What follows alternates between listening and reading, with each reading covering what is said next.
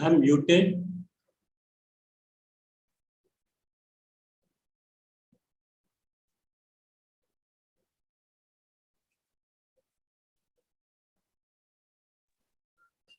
So, Professor Nagaraj, Yes. I think he's joining online. He's there. And my very dear friend, Dr. Nityananda, and all of very distinguished friends joining in a physical form today here, and many who have joined through online on Zoom and YouTube channels. So as we are beginning to return to the conference rooms, I think we thought let us have a hybrid meeting rather than purely online. And I'm sure gradually these rooms will be filled up as they used to be. Well, friends, we have assembled today to celebrate a very recent book on industrial policy and performance, growth, competition, and competitiveness by Dr. Nityananda. I think it is a very timely book because after many years of dithering and uneven or not sustained kind of policies, India is very decisively moving towards catching up with manufacturing and industry. The Make in India program that Prime Minister himself announced in his first Independence Day address in 2014, I think was the kind of setting the stage for this catching up with the potential of manufacturing. One may wonder why manufacturing is important. I mean, we have done very well in services, and that could be fine. So, but I think if you look at the evidence or history or patterns of development adopted by different countries around the world, you would find that it would be a mistake not to exploit the potential of manufacturing. And here is my, very favorite quote of Caldor in 1967, who said that very few countries, if at all, achieved prosperity without industry and manufacturing. And very few countries which he had in mind were the natural resource-rich economies like Australia, Canada, and New Zealand. There are no others, So while Indian economy was transformed from being an agriculture-dominated one into a services-dominated one over these past 70 years or 75 years, we somehow bypass exploiting or harnessing the potential of manufacturing and industry. And that cost us dearly in terms of creating decent job opportunities for some 12 million people who joined the workforce in India. And services have given to India very decent, very robust growth, especially in the last few decades. But they could not lift all of those underemployed people engaged in low productivity work in the rural areas. So agriculture and allied sectors, even though their share in GDP has come down to only 15% or less, they sustain 45% of India's workforce. And that means the persistence of poverty, pervasiveness of informality, and all of these issues that we talk cannot be taken care of unless we really exploit the potential of manufacturing. And so in that context, this book is very timely, very important. I happened to be browsing through it over the past few months that I had it. And I find a lot of new issues tackled there, comprehensive review and overview of policy that were shaped and how they deliver the performance. And it explores many myths.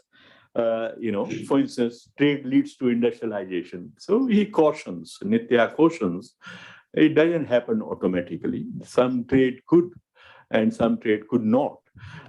Similarly, FDI, helps in industrialization. It may or may not. Globalization is an unmixed blessing? No.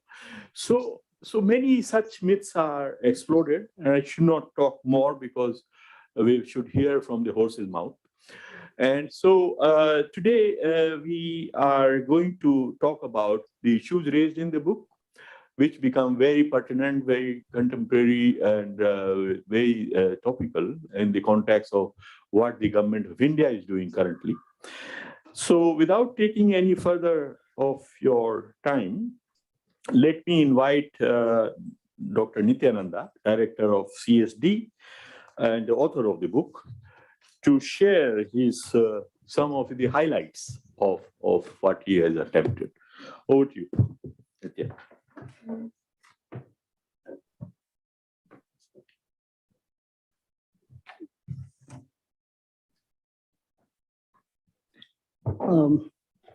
Good evening, everybody. Thank you, Professor Nagesh Kumar. I must admit that without his encouragement, this event would not have happened. So thank him for being like an elder brother and literally forcing me to have this event. He had my work even before it was published. So he said, whenever it is published, we should have an event. So that's how he took it forward. I'm also happy that my guru, Professor Deepak Nair, is here.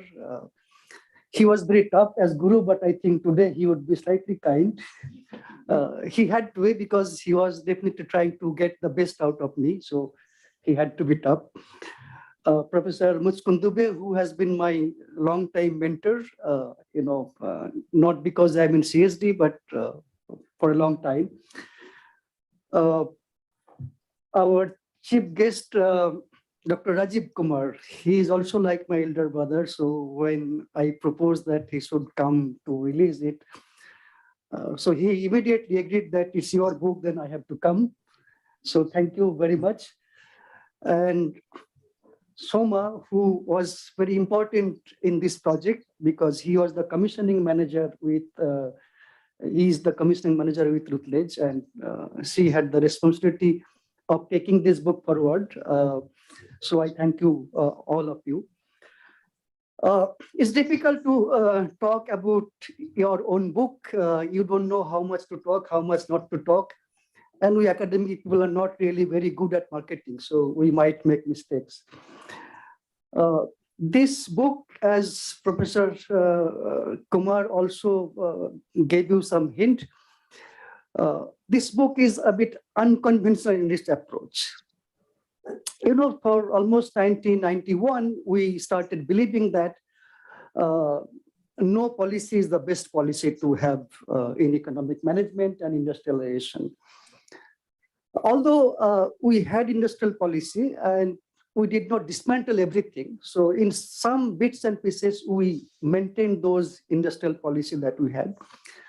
Second thing to make, I would like to point out is that when I say industrial policy, I don't simply mean that government of India adopts a document called industrial policy. I'm not talking about that only.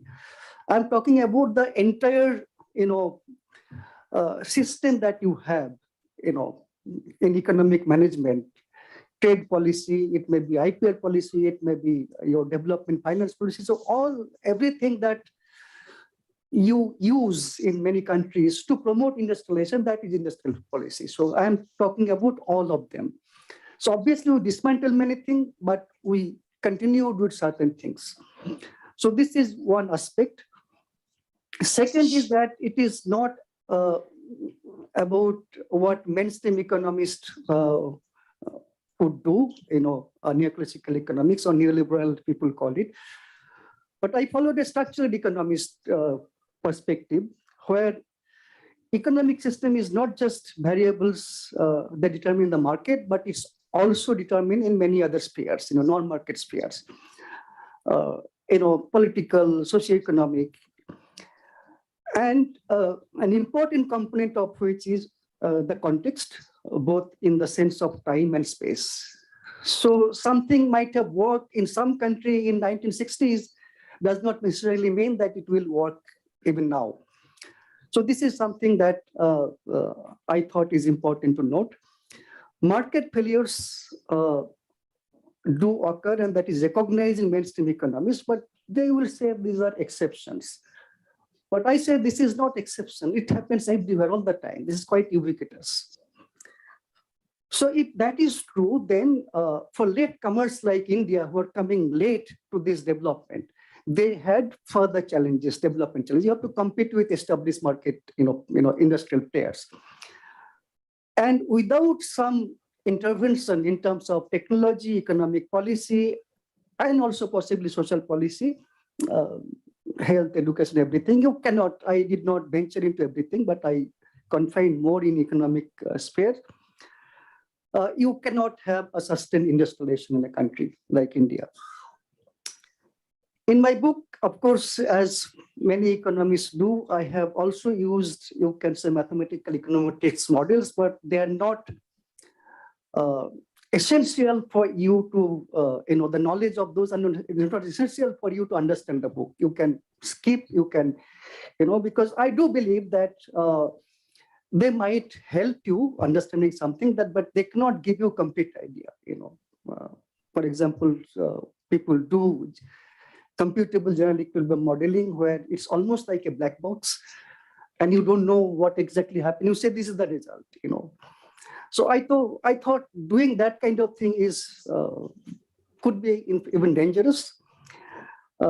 So economists have to use those tools with caution. They can get you misleading results. And if you cannot justify whatever you get them through your simple economic logic or even simple tools that economists always use, some indices, some ratios, they're also pretty useful. And in the process, what I did is that, Professor Nagesh Kumar talked about the existing myths in terms of ideas, but in terms of methodology also, I discussed that many of the methodologies that have been used so far, econometric, they can also give you misleading outcomes. So I tried to develop some new kind of indices to see what actually happened, and also tried to see if those econometric models are also bringing similar results. Now, in the process, I also looked at the overall growth of the economy, and I, as I said, socioeconomic, political. So you might have gone through many studies before 91, up to 91. I think that's pretty misleading because you change some policy and everything suddenly changed in 91. It cannot, economy do not function like that. Secondly, we all heard about, for example, so-called Hindu rate of growth, having a low rate of growth, say, still 1980, some people say 91, which is not true, 1980. But the growth was not uniform between 1950 and 80. And in 1989, 91, people say, oh, it is because of the Gulf crisis, because the oil prices went up. But nobody would say that, that Hindu rate of growth would probably have been also influenced by China war, Pakistan war, successive droughts, where agriculture was very important in the economy. So all those we don't factor in most studies. So I tried to look at them also. And then what I also found is that, as I said, performance of different industries within the industrial sector, say pharma or chemical or automobile, all of them have not been similar. And I found very strikingly that industries or subsectors of industries where you still had elements of industrial policy left actually perform better, be it automobile or be it, say, pharmaceutical. So with that, I thought, we have to review our industrial policy, not in terms of what we adopt as document, but all sorts of things, and certain things have happened. For example, development finance. My guru actually did work a lot on that, and he proved that it played a very important role in Indian economy. And we basically dismantled them. And now we realize, so we are thinking of reviving them once again. We have revived them actually. So of course, just because you revived you, it will not give you result overnight, it will take some time. So what I have argued, in this book, and over the last few years, there have been some movement towards that actually. And I hope more will come. And in that process, if my work helps a bit, I think my work would be very rewarding for me and to my guru who guided me in this work. Thank you all.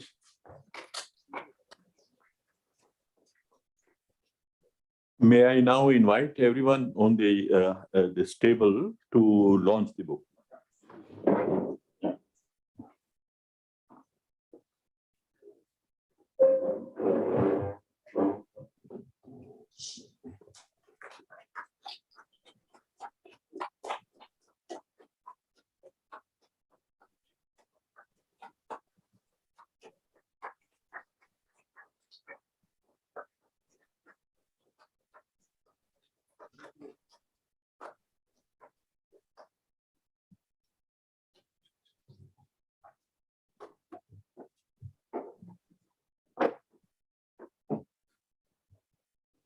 Now, having heard from the author the highlights of the book, and having got it launched at the hand of Dr. Rajiv Kumar and all of us, now it's my honor to invite Professor Mukund Dubey, President of Council for Social Development, whom many of us know as the former Foreign Secretary, very distinguished former Foreign Secretary of India, and many other incarnations, including a professor of diplomacy at JNU, and an author, a poet, and a translator of many literary works.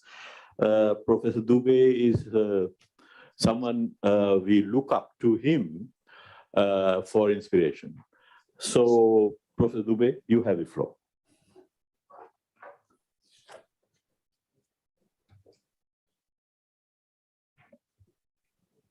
Thank you, Nagesh, for your kind words. I also thank you for bringing us together here this evening for this very pleasant task of launching a book written by our colleague, Professor Nityananda. This book covers industrial policy in a very comprehensive manner. It analyzes the various instruments of policy that can be adopted, their impact, their contribution to the competitiveness of industry. I would not like to go into these aspects because they are already there. I am the limited time that I have, I shall devote to presenting before you some of the results of the analysis that I have done in a long paper I have written on this subject, which is included as a chapter in this book. published by Springer. It's called Issues and Challenges of Inclusive Development, Essays in honor of Professor R. Radhakrishna. I shall begin with industrial policy of India. And India has consistently adopted some industrial policy or the other after independence. Its first industrial policy was in a resolution adopted by the central government in 1948. There was a time when planning was universally accepted as a method or framework for pursuing development. I remember to have read the first sentence of a book written by a British junior minister called Durbin was, "We are all planners now." Also, there was at that time a consensus on the role that the state can play in bringing about restructuring of economy. And this 1948 policy basically reflected that position. I think it was very much on the side of the state's ownership and control of industry. And regulation of industry run by the private sector.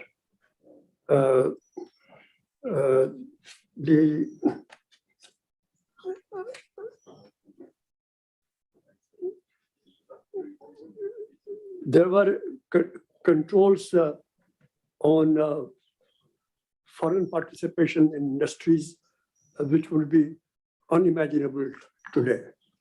Then the second industrial policy was 1956. That was also at a very crucial stage in our development trajectory. We had adopted our constitution. The main feature, in my opinion, of which was giving all the citizens of India some kind of a guarantee of minimum needs of life, meeting their minimum needs of life. And that was onus for that was on the state. The other thing was, of course, we were coming towards the end of our first 5-year plan, and there was already kind of an agreement and decision on the structure of the second 5-year plan. And that was a plan which would lay emphasis on heavy industries. It would be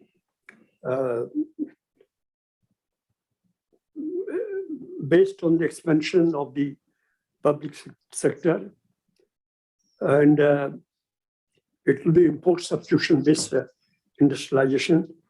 And industrialization will be the means for bringing about structural changes in the economy.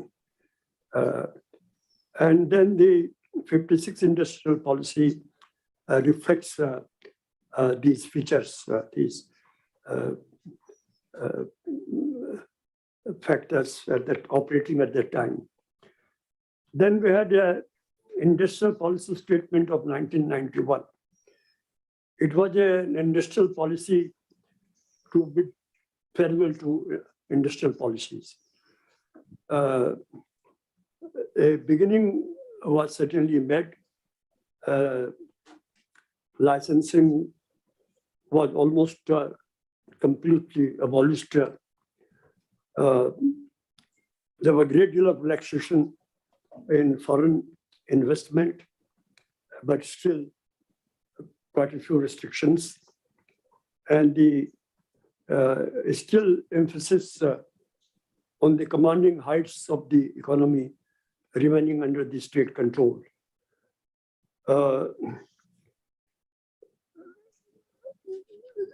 I think the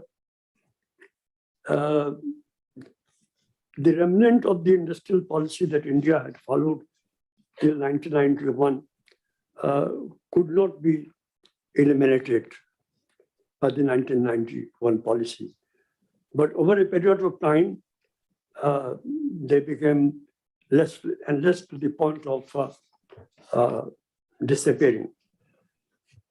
Then we had a kind of a holiday from industrial policy until the discontent of globalization became apparent in the Indian society and economy, as it did in the economies of the rest of the other countries of the world. And there were many problems, employment not increasing at the desired rate. There was private sector had indeed played a very important role in the ushering of high rate of growth, but it was a lopsided development. Country was not producing what common man or the poor needed. It still is not producing that. And grave scarcity for vast number of people of the country of basic food items, let alone nutrition, clothes, and all kinds of services, education, health, let alone entertainment. And then the government's withdrawal from institutions and no sustained and long-term development is possible unless you build institutions for that purpose. And if the government withdraws from institutions already established to a point where these institutions fall in decay, the prospects for sustainable growth, future growth become less and less. Private sector, at least in India and most of the developing countries, have not been a substitute agency for establishing institutions. The institutions that have decayed, disappeared, that's their fate. So we don't have anything in their place.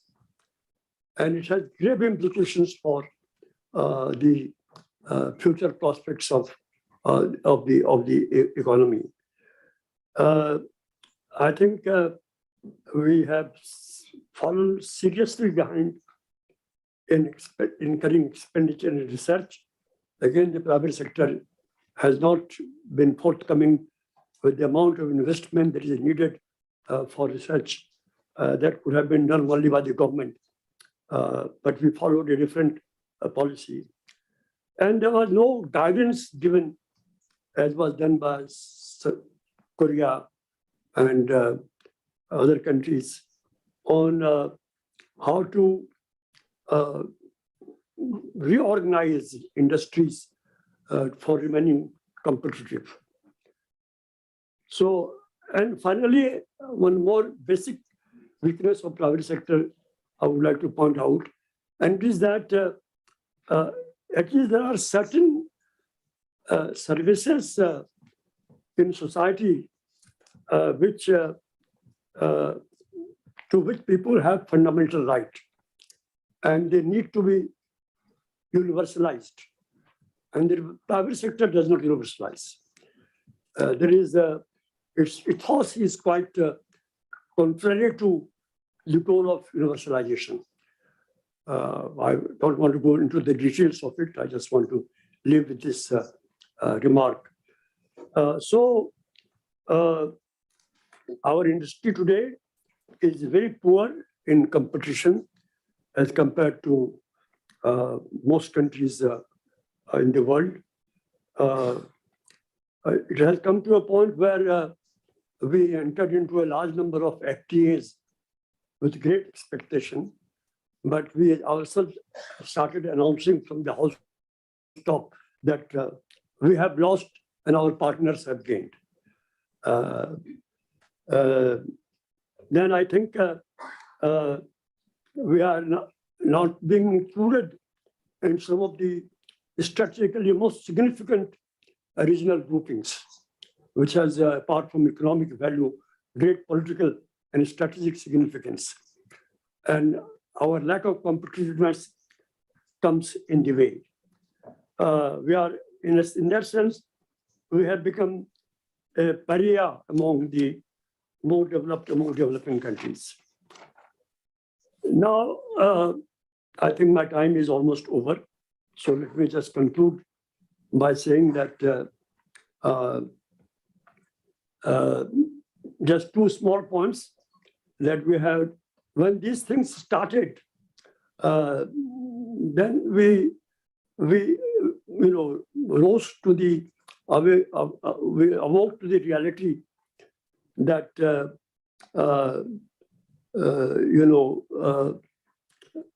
we have areas where we are claiming to have competitive edge. In reality, we did not have. For example, in say services, and we realized that in computer software, you cannot have competitive advantage unless your hardware computer industry is also developed. And that brings you back to industrial policy, IP, and manufacturing. So we had in 1911, we had a national manufacturing policy, November 2011.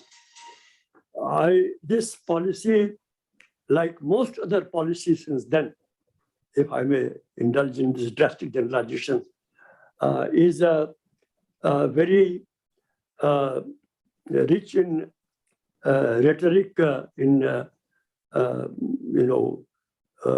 promises, vision, high-sounding proposals, but very poor from the point of view of prospect of implementation. So much so that now one doesn't even remember that there was a manufacturing policy of 1911. I think that had set the tone for the kind of rhetoric, domination of rhetoric in our policy making. That is a fundamental document that I have read, which adopts this kind of language. Then we have this industrial policy document of 2017, which was discussed till the outbreak of corona, and now there is a lull. One expects that there will be a further discussion on that. Now, since I did my paper at that time, 2019, I made suggestions for what should be our new IP policy. And I just give me 2 minutes for that, and I will conclude. One is that it has to be, we have to adopt an integrated approach to a new IP policy, because the world is now interconnected, issues are interconnected, communities, nations are interconnected, sectors are interconnected, and you can't have a an industrial, standalone industrial policy anymore, as you could have thought of having, say, 30 years, 40 years ago. So you have to bring in other sectors. And the most important sectors to be brought in is agriculture. I mean, it is very difficult to think of an industrial policy without bringing in agriculture. Actually, most of the successful industrial policies in the world have, become successful on the coattails of agricultural policy and not by itself. Second thing is that we have come to, I wouldn't say dead end, but we have to realize the grave limitations of export-led growth. So our industrial policy should be based on a domestic demand-led industrial policy rather than export-led. Basically, how do you produce things which are really needed by our teeming millions and they don't get it? I mean, have you realized that 2/3 of our population cannot even dream to have a nice piece of mango at home for the children of the family? They can't afford the vegetables that ordinary middle-class families can afford. Send this to our clothes, forget about nutrition, and then services, they are most deprived. So one has to think of an industrial policy which produces these goods and services. This is very important. Then it has to be, since there is a dearth of demand, incidentally, most countries in the world are following make in US, make in India, including USA, is following that policy. That is another limit to the export-led growth. And then, of course, is the creation of infrastructure important. Constraint imposed by WTO. What Korea, Japan, and Southeast Asian countries did, Korea, etc., some 30, 40 years ago, Southeast Asian countries till 1990s, we can't do it today in regard to subsidies, in regard to protection, in regard to application of quantitative restrictions. We can't do what they were able to do. They are illegal for us. And they were not illegal for them when they did that. Third is that there's this big issue of the extent to which you can link with the world economy. And that balance, I don't think there is a serious debate. We have not struck that balance. If we have struck that balance, we would not have had the dilemma of how to approach a bilateral free trade agreement, how to approach regional free trade agreements. And finally, I would say that any industrial policy, great importance, I mean, there can be no transformation, economic or industrial transformation, without transformation in the social sector. And all this make in India, skill India, startup India, I mean, you are thinking of only, 10% who are educated and leaving out 90% who can't, get good education. And then the prospect of succeeding in all these areas gets limited.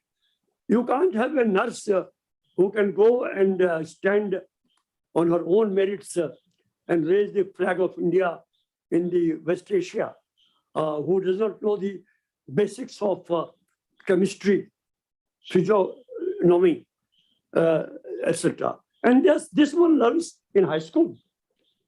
And high school education is the least priority in the education system of India.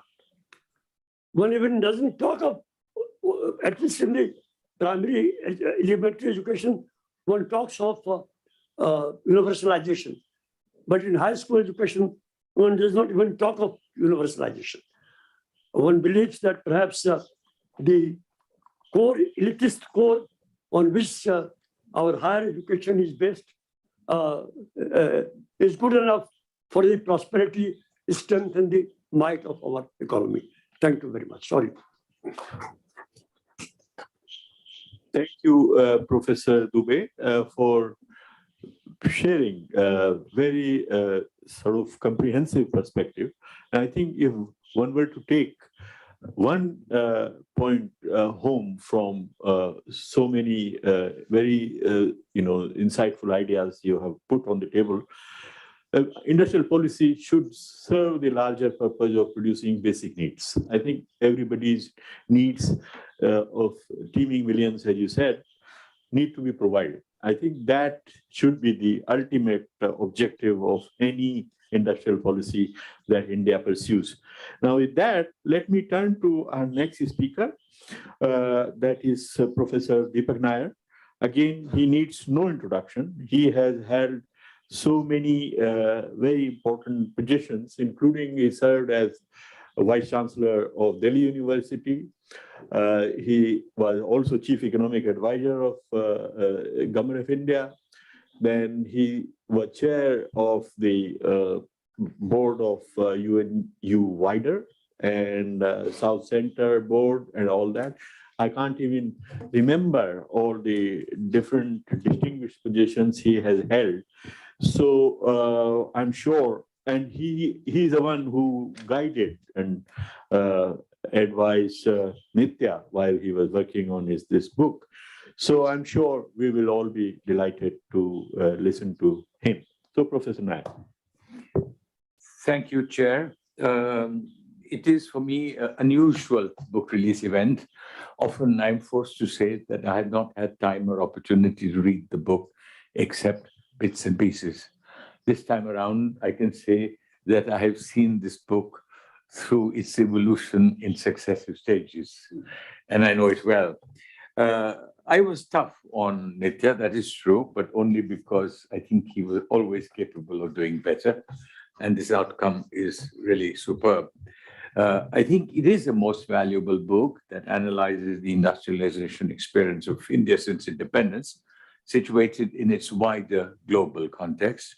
It traces the evolution of industrial policy in India, shaped by economic and political factors, to assess its impact on performance. In doing so, it highlights the critical importance of industrial policy as a determinant of both successes and failures.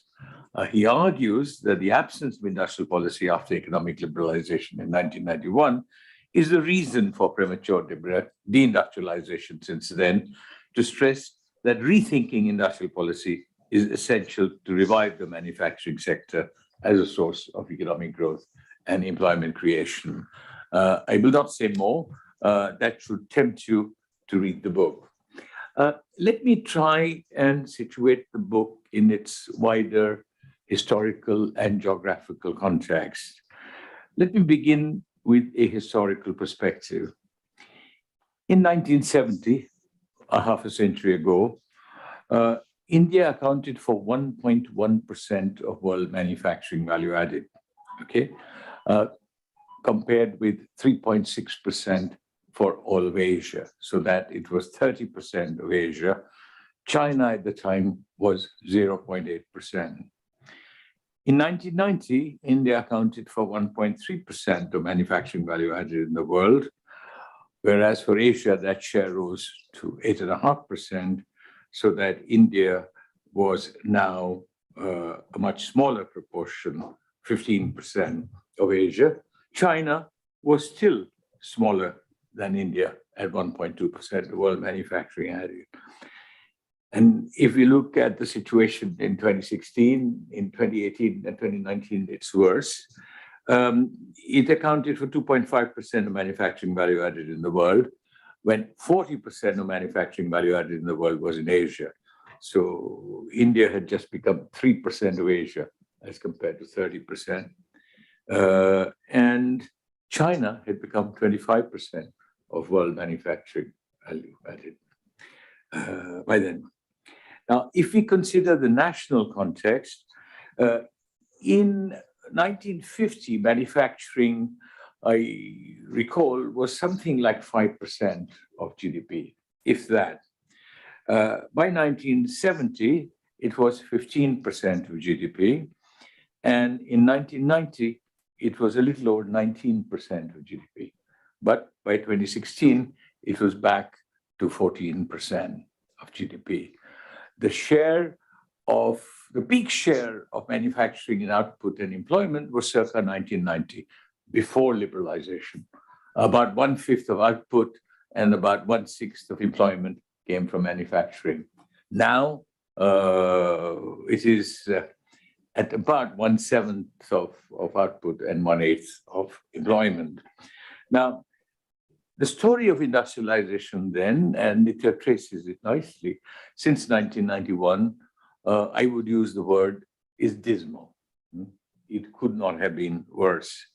Now, the much derided period, 1950 to 1980, in a sense, was a period of India learning to industrialize, when we laid the essential foundations for creating an industrial economy and society, just as much as Mao's China did.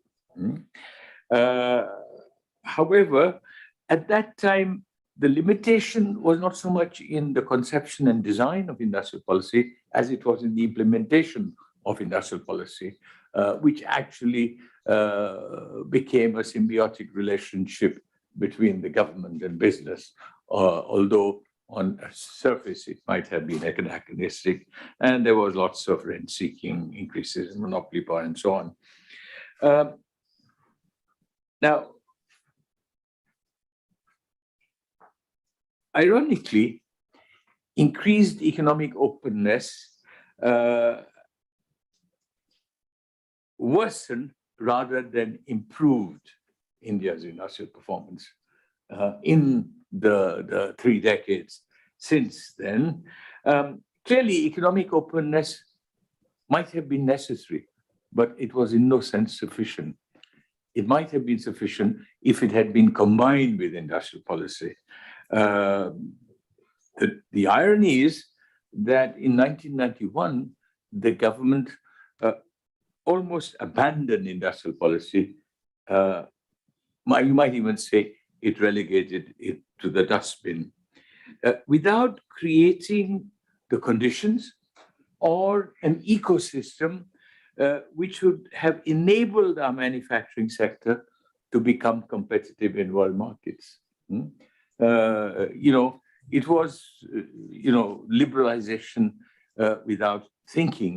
And that import liberalization, which paid no attention either to the speed or to the sequence, did lead, as Nitya demonstrates, to a premature industrialization. We are probably amongst the few economies in Asia that have witnessed this degree of deindustrialization. Economic openness had to be combined with industrial policy. It was not, okay? And what is industrial policy? Industrial policy is not policy with reference to the industrial sector. Industrial policy is a government attempting to coordinate trade, not only trade, investment, and technology policies, but also interest rates and exchange rate policies, in shaping degrees of economic openness, pace and sequence of economic openness to attain the desired objectives. Now, it is worth noting, the Indian industrialization experience is much derided, and so is that period which was described as 40 wasted years. But it is worth noting that industrial policy, such as it was in that period, was responsible for the only 3 success stories of India's industrialization: pharmaceuticals, automobiles, and software, information technology. Now, the Patents Act of 1970 which said that there shall be no product patents, there shall be only process patents, was intended to produce drugs at affordable prices for the poor, which it did. But its unintended consequence was that it led the pharmaceuticals industry into R&D and into a deeper industrialization, which made India the pharmacy of the developing world well before the Uruguay round or the TRIPS agreement outlawed our Patents Act. Similarly, automobiles. In 1982, the government entered into an agreement with Suzuki that you can produce cars, but 80% of the car would have to be made in India in 5 years. And Suzuki did not doubt the ability of Indira Gandhi's government to invoke that condition. And therefore, he actually went about upgrading quality, setting up an auto components industry, and Maruti grew, of course, enormously. Ultimately, he became a majority owner, and he laughed all the way to the bank. It also made him, he used to make bikes. It made him an established brand in automobiles. But, it ended up with India exporting, producing more, now produces 6 million vehicles and exports 1.5 million. So it's a major automobile producer that came from that. Of course, a headlong rush into free trade agreements with ASEAN meant that the auto components industry was damaged. Similarly, software is not the story that people tell. Software grew as the government slept. No, it was a proactive policy. It began with software technology parks established in a society that gave land, infrastructure, satellite facilities, almost free to IT companies. Information technology paid no income tax from 1991 to 2011. And even then, it was phased out with a sunset clause. Exactly what Taiwan did with manufacturing. Now, so we need to recognize that even in India, industrial policy worked. Because people always say that it won't work, there's no rent seeking. Of course, there is rent seeking and there's crony capitalism. But even in that system, it was possible to introduce industrial policy. And Bangladesh did exactly the same with garments through an agreement with Daewoo. Now, I think, time and patience are both exhaustible resources. So I will stop in the next 2 minutes and stay with my 10. I think the time has come for us to rethink industrial policy in India, and not in these policy documents that, forgive me, Rajiv, that government announces from time to time. They're empty sets, as it were, full of words. We have to think of manufacturing for industrialization in India. Why? Because the agriculture sector produces 15% of GDP. It accounts for 50% of employment. Agriculture sector does not have any capacity to absorb labor. The services sector, the high-tech services sector, telecom, business services, IT, barriers to entry are too high. It's not a source of employment for anyone. It's only the informal services sector, its highest level being the gig economy, that creates employment. So manufacturing is the only source of employment. Second, we still have, even though we have failed to capture a demographic dividend, the reality is that we still have a lot of surplus labor. And the one thing we learn from both economic theory and economic history is that surplus labor is a phenomenal source of economic growth at early stages of development, if only we could absorb it in manufacturing. Now, going forward then, I think we have to go beyond Make in India. That's a slogan. How do you make in India? That is the question. Now, this means, as I said, that not only do you have to coordinate trade, investment, and technology policies, you also have to manage interest rate policies and exchange rate policies so that it is conducive. But above all, we have to create an ecosystem that is conducive to manufacturing in India. And that means you must have the infrastructure that it needs, you must have the connectivity that it needs, you must have the ports that it needs, you must have the development banks that it needs. By the way, we were pioneers in development banking. We forget that both Germany and Japan, after the Second World War, set up development banks which have financed more than 70% of investment in the private sector in Germany and Japan over the last 75 years. Okay, we were pioneers. Brazil followed us. Today, BNDES has a portfolio larger than the World Bank. It funded Embraer, it funded offshore exploration, it funded turning savanna lands into a prosperous agriculture. Yeah, we closed them down, Manmohan Singh did, and we turned them into commercial banks. Most of them became a source of scandal some years later and failed as commercial banks. Now there's talk of creating a national development bank. So we have to do many more things in order to revive manufacturing for industrialization. But unless we are able to do that and create an ecosystem where manufacturing firms stay in India, come to India, the irony is that very few manufacturing firms from abroad come to India to manufacture. And most Indian manufacturing firms are now outsourcing their manufacturing in China. That is the real irony of the state of our industrialization. Let me stop here, Chairman. Thank you. Thank you, Professor Nair. We did not expect anything less from you.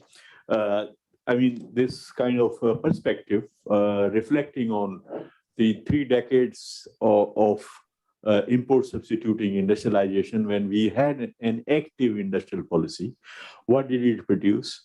And so it should not be, sort of described as a failure. It did produce some successes.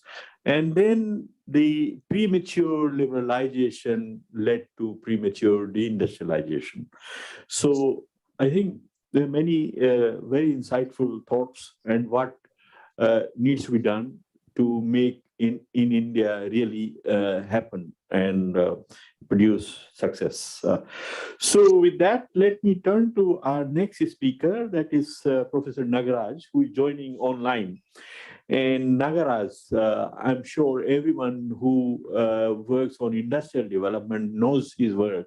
He sustained his research on industrial development over the past 30 or 40 years. I have known him, and he currently is at Center for Development Studies in Trivandrum, but he spent a lot of his time at the Indira Gandhi Institute for Development Research in Mumbai. So over to you, Nagaraj. Yeah. Can you hear me? Yes, hello? We can hear you very well. Okay. Thank you, Chair. Yeah, I will focus somewhat narrowly on the book and its contributions. Dr. Nityananda's book on industrial policy is a very timely production. I think it will be very useful and very timely book. As the author admits in the introduction, and as other speakers before me said, India has got deindustrialized prematurely during the last decade or so. By all official accounts, shares of manufacturing in India's GDP and employment have fallen over the last decade. They were stagnating for a long time. I think they seem to have fallen during the last decade. India's economic policy is consciously sought to promote Make in India since 2014. And during the pandemic, Prime Minister Modi initiated a new campaign, Atmanirbharta, or self-reliance. In other words, India rediscovered the value of industrial policy after 2 decades of market-friendly policy regime. So Dr. Nityananda's book truly speaks to the ongoing policy initiatives. The book released today is a serious review of India's industrialization experience since the Industrial Policy Resolution Acts of 1948 and 1956. These policies made industrialization the engine of growth, following the analytical consensus in the economics profession at the time. The book then critically examines the industrial policy statements tabled by Prime Minister Manmohan Singh in 1991, ushering in a market-friendly policy regime. The review reported in the book represents a fine balance between empirics and theories of industrialization, which witnessed during the last 7 decades. The broad arguments for and against industrial policy are fairly well known. And most of us speaking here know about it and have worked on it. It is widely believed that India's approach during the planning era, often pejoratively called permit license Raj or state capitalism, failed miserably because of poor output growth, enormous inefficiencies, and shrinkage of India's share in global trade. Industrial policy may have helped the country produce widest range of goods domestically, outside of Soviet Union. Still, their supplies were inadequate to meet the rising domestic demand, and goods delivered were often of poor quality. In popular imagination, Hindustan Motors Ambassador car, which ruled India for the first 4 decades or so, epitomized everything that went wrong with India's industrialization effort, following an inward-looking public sector-dominated industrial policy. Come 1991, India made a bonfire of industrial controls and regulations, as advocated by Jagdish Bhagwati, the fiercest critique of India's industrialization policies. India then embraced what is popularly called the LPG, liberalization, privatization, and globalization. In popular discourse, industry and export boomed after the reforms, vindicating the virtues of free market policies. India moved from a shortage economy to one of abundance with wide variety of choices for consumers and consumer credit to boost sales. Popular and mainstream economic narratives further claim that more reforms will yield greater benefits, taking India among the leading industrial nations. Such simplistic and binary view of India's policy and performance between the era of planning and market reforms over the last 6 decades have been widely contested. World over, especially in East Asia, the relationship between market-friendly policies and stellar export and output growth are widely questioned, going back to the works of Chalmers Johnson, Alice Amsden, and Robert Wade. Regarding the spectacular rise of China, to which Professor Nair mentioned, the role of a strong state and its commitment to rapid industrial growth and catching up with the West, despite its lip sympathy to free markets, are widely acknowledged. In this context, it is in this context that we see the value of Dr. Nityanand's contribution. The book mainly consists of 4 chapters, excluding the introduction and conclusion. The book's contribution is primarily a close review, analytical arguments for and against industrial policy, and performance of manufacturing sector over the last 6 decades. Such a review is done both at the aggregate and industrial level. That's the strength of the contribution. And the book carefully evaluates the merits of widely used empirical methods such as TFPG, which has become sort of a cottage industry among young economists who do research in industrialization, or revealed preference, revealed comparative advantage as a measure of efficiency. Then the book seriously relates empirical measures against theoretical arguments. These I consider are the core merits of the contribution of Dr. Nityanand. One of the positive outcomes of such serious engagement is that the simplistic binaries often served in the popular discourse break down and get demolished. I think this is an important contribution of Dr. Nityanand's book, that a careful review of the available evidence, disaggregated by industries and sectors, demolishes many of the popular myths. Okay, book offers a rich array of more nuanced and granular pictures against which authors seek to assess the value of industrial policy. I think this is the important contribution of the book. In my view, chapter 3 of the book, titled "In Indian Context of Industrial Policy and Performance," represents the core of the book. If I remember correctly, it accounts for about 70 pages of the total about 200 pages. The chapter critically examines the widely used measures of industrial policy and comes up with alternative measures. This is an important part of the book. Instead of using the standard methods which are used, Dr. Nityanand goes and picks up many newer measures or less used measures in the literature and tries to evaluate India's industrial performance. And some of the findings which he reports are whatever the measures chosen, Indian industry didn't perform well after joining WTO. The few sectors that have performed well are automobiles, petroleum, pharmaceuticals, and electrical machinery. Some of these were mentioned by previous speakers as well. Foreign investment didn't play much of a role in the better performing industries except in automobiles. All this go to show that the popular ideas that look, the growth has been phenomenal after the liberalization and it has been led by foreign investment needs to be tempered. There are many such detailed findings which I would not mention here for lack of time. In the concluding chapter, Dr. Nityanand makes valid and concise statements. For example, the economic foundations of industrial sector are quite weak today. I think that's something which I think many of us who have been working on this have repeatedly talked about, or have written about it. While India did make mistakes in the past, it has done several things right, considering the prevailing conditions. That's very important. India needs an industrial policy like the Make in India initiative. I wish the book, Dr. Nityanand's book published in 2022, would have made some effort to assess Make in India, which has been now there for the last 7 years. So I wish Dr. Nityanand's book had something to say about the more recent period. The preceding statements is so true. I mean, the statement which Dr. Nityanand makes, which I referred to,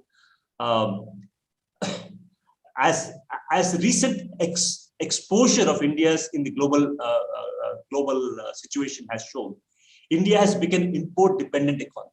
I think in 2020, at the midst of the pandemic, India discovered that India was become a import-dependent economy, especially in China.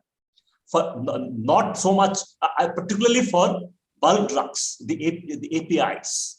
And that really showed, despite the early success of India in producing pharmaceutical intermediary products, but of late, India has become an import-dependent economy, even on bulk drugs. I think a recent contribution by Dr. Chowdhury of IIM, Sudeep Chowdhury of Dr. IIM, has given details of this dependency. And more so, India has become dependent on China, not just for goods, but finance as well. And the much celebrated startups, which the present government celebrates, is substantially dependent on Chinese capital. And if you recall, during 2020, at the height of our border problems with China, government of India sought to restrict foreign investment from China. But after a year or so, Indian government tucked its tail and allowed foreign Chinese investment to come into Indian startups. So that really shows the gravity of India's import dependence. Okay, so these are something which I wish, Dr. Nityanand's book, which has looked at the long period, also had looked into. Maybe this is outside the period he has studied, but I wish some of this could have been looked into. That's my. So in conclusion, I commend Dr. Nityanand for a well-researched book that speaks to current policy concerns. I hope the policymakers will study the text closely and draw useful lessons. I think the book would also be valuable reading for students of Indian economy and its industrialization experience. I stop here. Thank you. Thank you. Thank you, Nagaraj. I think, first of all, I want to thank you for highlighting the strengths of the argument of Nityananda, and putting that in perspective, and also highlighting what we need to do going forward. I think evaluation of the success of Make in India is something which we need to focus on. Now, friends, as time is running out very quickly, I need to move on with the agenda. And it's now my honor and privilege to invite Dr. Rajiv Kumar, chief guest, to deliver his statement. Rajiv is he doesn't need any introduction for this audience. He just has finished his term at the Niti Aayog as vice chairman of the institution, but he's a renowned and very distinguished economist, and we have interacted. I have had the privilege of interacting with him over the past 40 years. And that shows how old we have grown, he has served in many positions within and outside the country. He has headed some very prominent think tanks like HICREER.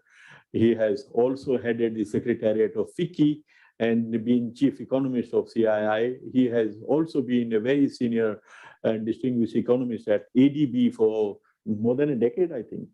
Yes, and economic advisor in Ministry of Finance in his earlier incarnations. So I think we could not have found a more distinguished person for serving as the chief guest for this occasion. And I'm sure Nitya would be looking forward to his observations as every one of us is. So over to you, Rajiv. Thank you very much, Nagesh. Professor Dubey, Professor Nair, my friend Nagesh, the author himself, Dr. Nityanand, and friends here. It's indeed a pleasure to be here. And being my first outing after moving out of Niti Aayog Bhavan, I realized what I've been missing for these many years, this thrust and parry of the academic argument that goes on. So it's wonderful to be back here in these climes, as it were, where I started my life in the Indian International Center in 1982. So, and I must compliment you, Nityananda, for a wonderful, for a very actually thoughtful book on industrial policy, which is different and which doesn't follow the sort of, the track, the same, the sort of beaten path, as it were. And in fact, I must commend you on the fact that you've chosen 3 performance indicators which have never been chosen before to measure productivity. Everybody, as Nagaraj said, total factor productivity has become a cottage industry, and people talk about labor productivity and so on. But you've chosen to zero in on measure industrial performance by the global competitiveness ratio, which is defined as the share of a country in the global value addition. And then you go on to do the other 2, and I don't want to detail, but all 3 relate in competitiveness to our performance vis-a-vis the global market. And I think that's critical because I think that's not been done here so far. And as Deepak pointed out, I think personally that is what has resulted in us lagging so far behind our northern neighbor. In 1990, India's per capita income was 6.7% of the global per capita income, and China's was about 6.9 or something. I'm talking 1990. In the earlier years, our per capita income was much higher than China. And I'm saying this is a percentage of global per capita income. We have improved. We have improved it to 3 times. Our per capita income today at about $2,000 is 18% or so of the world per capita income. The Chinese are 85%. And with due respect to Professor Dubey, sir, the Chinese have done it by increasing their share of manufacturing, global manufacturing today, as Deepak pointed out, to a huge amount.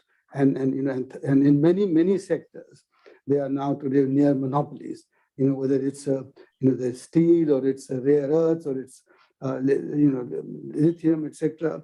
So I think a poor economy like ours, we count the number of people, but as economists, we have to count the effective demand for our products, and that is where I think export pessimism, which has characterized our industrial policy ever since continues, I'm afraid, to rule quite a bit of the roost at the moment, but it's changing.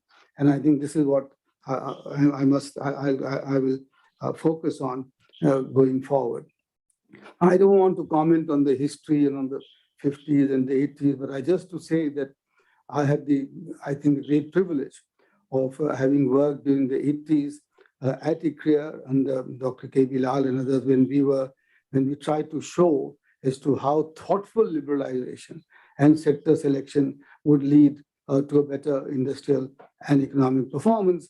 And then I remember in the agency, which is now most forgotten, the Bureau of Industrial Cost and Prices, working with Dr. Vijay Kelkar, where I remember the delegation of the software producers, and NASCOM had just been formed, and people like Narayan Murthy and others came along, and Fakir Chand Kohli of TCS and so on, and said, the only way we can make software industry grow is if you liberalize the import of hardware at that time. And that's what was done, because before that, all hardware had import duty of more than 100%. And there were two producers, Pertec and Zenith, which ruled the roost. And we know what happened to software. But the point is that we missed the bus because we did not do backward integration at that point of time. With the software explosion, we did not care to look at, and that's what I think I completely agree with Deepak, which is that industrial policy is not about manufacturing. It's about integrating everything to try and produce, your competitiveness so that you can improve your share in the world markets, which is what you point out. We didn't do any backward integration, as a result of which today we have the risk, with the danger that we could be importing $500 billion of electronics hardware if we don't produce our own things, our own stuff here. No foundry, even now. Taiwan has two of them, China and so on. None. And now we are talking about investing 70,000 crore in putting up the first foundry in this country. So that was, that's where I think I must say that having been in the government on many occasions, and I was there right in the Ministry of Finance in 91 to 95, and all of this was going on, and now here, is we must admit the mistake of government in not being able to steer the policy in the required direction and not being able to integrate, the different aspects of, what makes a competitive economy. And I think that's the key. I think industrial policy, may I define it as saying, industrial policy is all about creating a globally competitive economy, because only that will produce the goods and the welfare for our people, for the poorest people of this country, because subsidies won't, and neither with the closed economy. So that's, and I think this is where the present government recognized very quickly that Make in India was not enough. And having said that, and it came out of the rhetoric, very quickly they moved into implementation of what will make a good competitive industrial or economy as a whole. And if you remember, the first focus was on ease of doing business, and there we improved our rankings, and which made it more attractive for foreign investors to come here. Not only that, but then we proceeded to rank our states on the ease of doing business, so that we can inculcate a sense of spirit of competition, a spirit of competition among them. And now it's become it's taken roots, and states do that. The ranking of states, and similarly again, the focus on infrastructure by this government is amazing. I mean, I think all of us will have to agree that whether it's the highways or the railways or the ports, and not being ideological by the fact that you can privatize the ports, and you can also come up with your own public sector airports where you need it, far off places, the Udan scheme, the viability gap funding, by which you are linking up the remote places. So you have to give up ideology to make this work. And I think this is what's happened. And now the latest initiative of the government, the Gati Shakti, the Gati Shakti scheme, which is trying to cut away at the logistics disadvantage of this country. The manufacturing phase, 14% is our cost of logistics while in every other country, comparable country, it's 6 or 7 or 8%.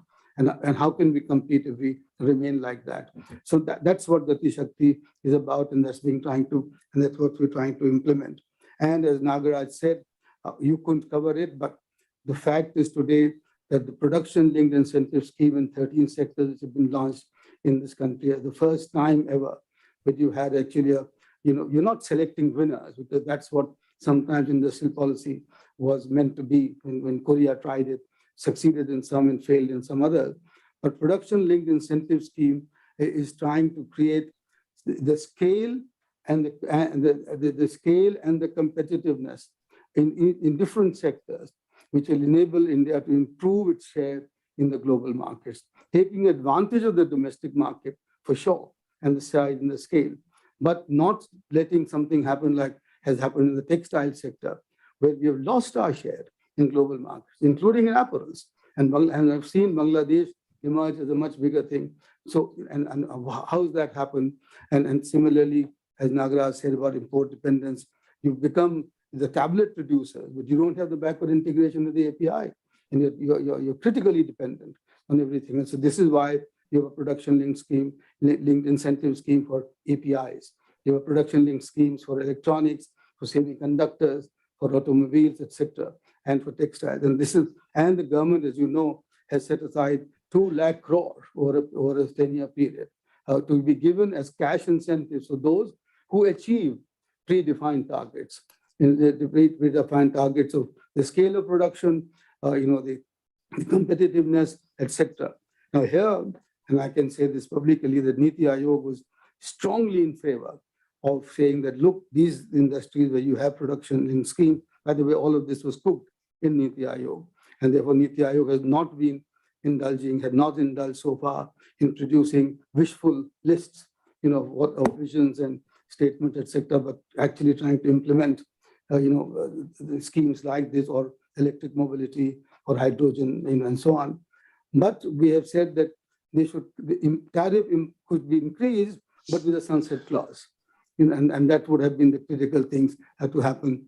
I hope this will happen, because otherwise our industry may go back to the days of producing the Fiats and ambassadors, which will not be the case at all. And that's and then again, I can go on, but there is the Atal Innovation Mission, which is based in Niti Aayog, 10,000 Atal Tinkering Labs in schools, 67 incubations, about, and working with startups, so that today India has something like, how many, I think about 60 unicorns that have come up, which is more than $1 billion.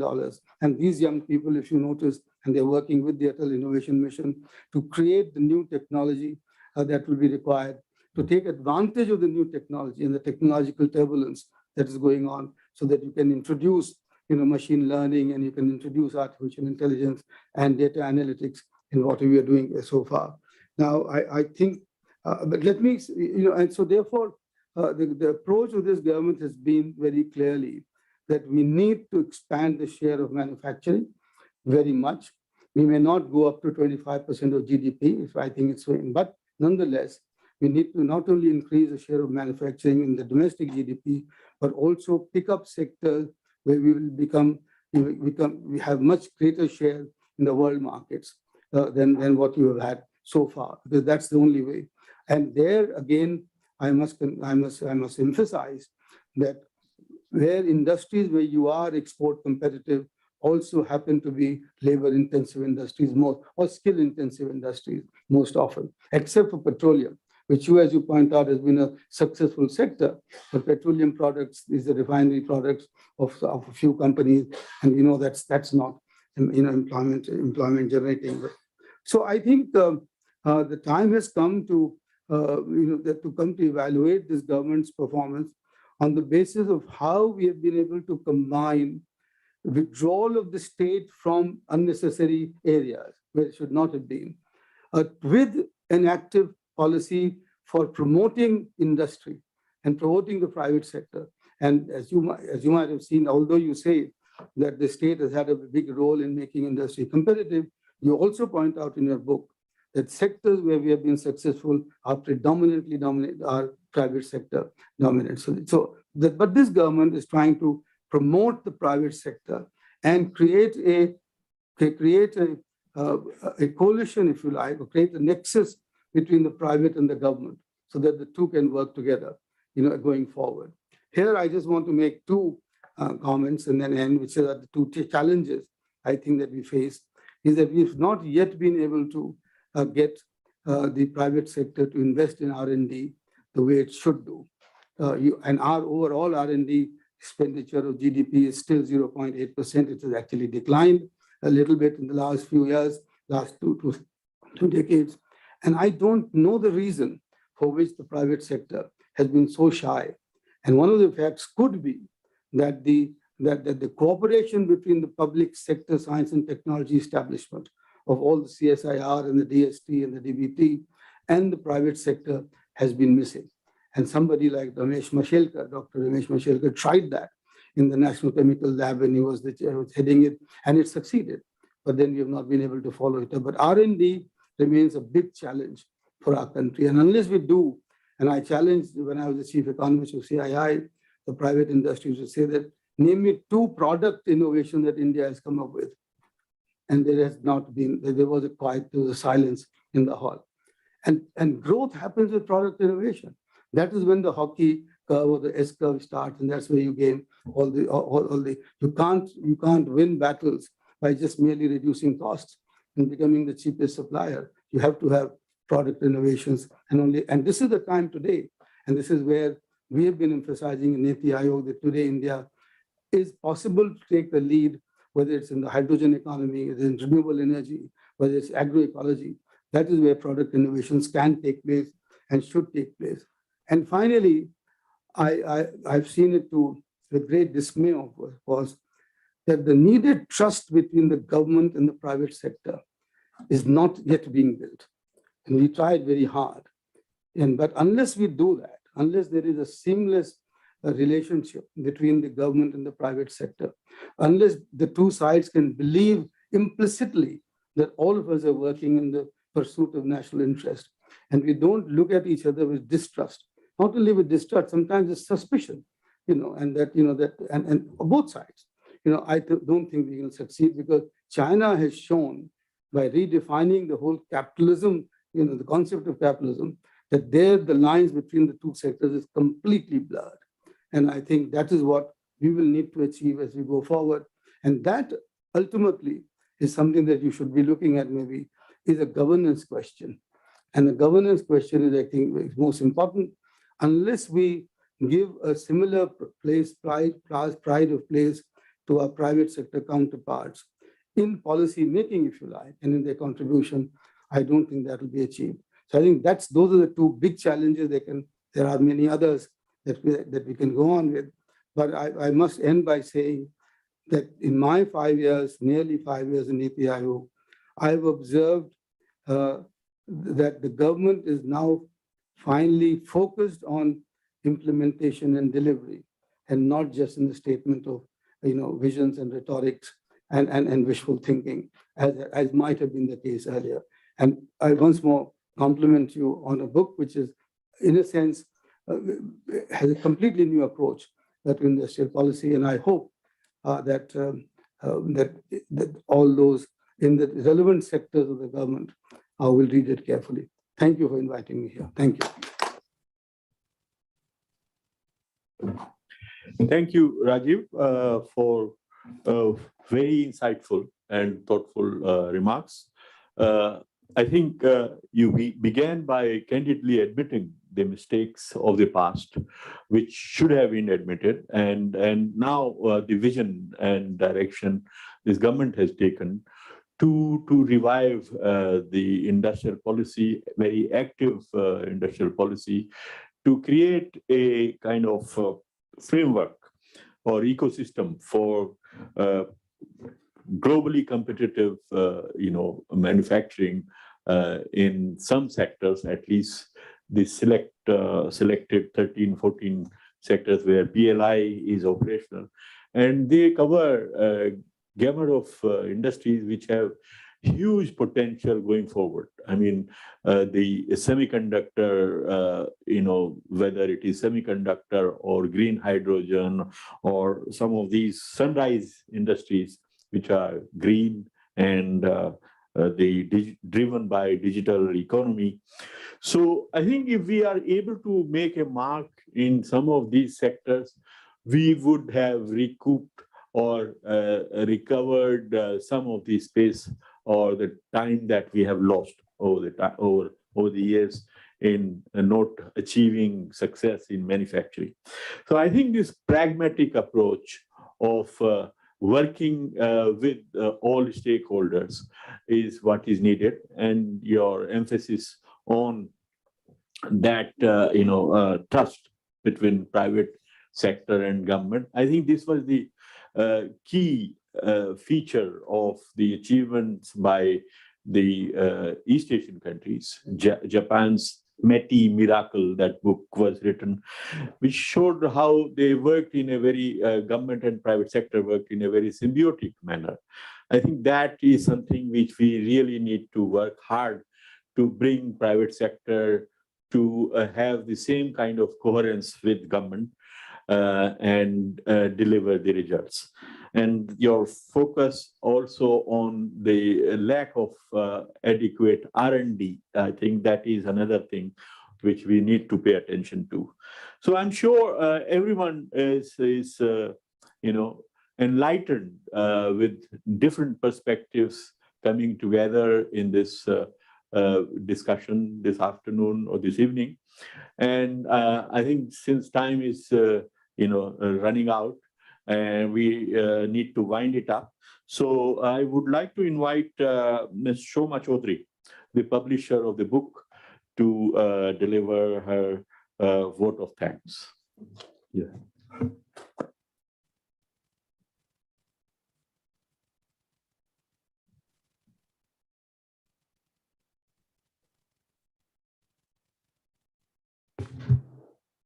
Good evening, everyone. Thank you for being with us this evening.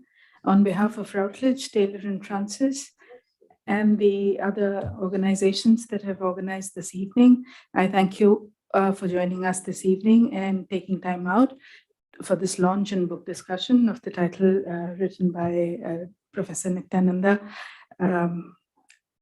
We at Routledge are privileged to be associated with this book, and it is our good fortune that Professor Nanda has repeatedly chosen us as his publisher. Thank you so much for this, Professor Nanda. He broached the idea of doing a book with us in early 2019, I think. After some initial discussions, we moved through quickly, and much of the work happened during the high pandemic years. And the book came out late in 2021, last year. It took us some time to bring out the South Asian edition because of the various lockdowns and constraints that came our way, but it is here today. And I hope you will enjoy reading it as much as you have enjoyed today's discussion and observation shared by the panelists. It is my honor to extend heartfelt thanks to our eminent panelists today. Thank you so much for sharing these perceptive and very interesting comments and observations. Dr. Rajiv Kumar, thank you for taking time out for being with us today and for unveiling the book. And thank you so much, Professor Nagesh Kumar, Professor Muchkund Dubey, Professor Nair, Professor Nityananda, for your wonderful comments and not just on the book, but on the wider subject area as well. I think we've learned so much more than just being focused on just the book itself this evening. I would also like to thank Shri K.N. Srivastava, Director IIC, and Ms. Tete, the Chief of Program Division, and her team at IIC for helping us organize this event. Thanks are due to Sheilaji. Oh, I'm so sorry. I've forgotten Professor Nagaraj. No, that's fine. Sorry, sir. Being present does have its value. I'm so sorry. No, that's Please fine. excuse me. Thank you so much for being here with us on virtually. Sheila ji, thank you for organizing this on behalf of CSD. I would also like to thank Mr. Devdutt, Technical Assistant at CSD, and Mr. Dhananjay, IT in charge at ISID, for organizing this evening's event. And of course, a very big thanks to the audience who are here with us in person and online. I'm not forgetting any of you now. For joining us and listening in. I'm sorry we could not go in for the question and answer session today, but hopefully you will read the book and reach out to the author. Madam, at least you can take a suggestion for future. With the permission of the chairperson, I wish that there should be a suggestion. I am not putting any question because Nityananda has done very well. I am Vice Chancellor, Professor Dr. Ravi Jai from Kashmir. I am based in Kashmir, and I'm working for a American University, International University School of Economics. My suggestion is that you should have also projected in your book what are the reasons for the failure of our economy, because most of the policies are not carried by the banks. That is very unfortunate. Even today, there are standing directions that the young entrepreneurs, when they are having some innovation to scale up to the industrial and the production, the banks are absolutely not bothered about the policies of the government, maybe government of India or maybe the state. So I wish that in your future, when you revise your new edition, I'm hopeful that your book shall be selling like a hotcake. But in future, when you have a next edition, you kindly see that what are the reasons for the failure of the policy. I hope R&D can work only when there is support from the government. I give the module of China because I have been as an advisor. Thank you, sir. Thank you. Thank you for your comments, sir. Thank you. I'm sure Professor Nanda will take that into account. Okay, thank you. With that, we wrap up today's session, and we wish you all glad tidings and a safe evening. Thank you very much. Thank you, Shoma. And with that, we really thank all the speakers of today, including, should not forget, Professor Nagaraj, and all of you joining online and offline. Thank you very much indeed.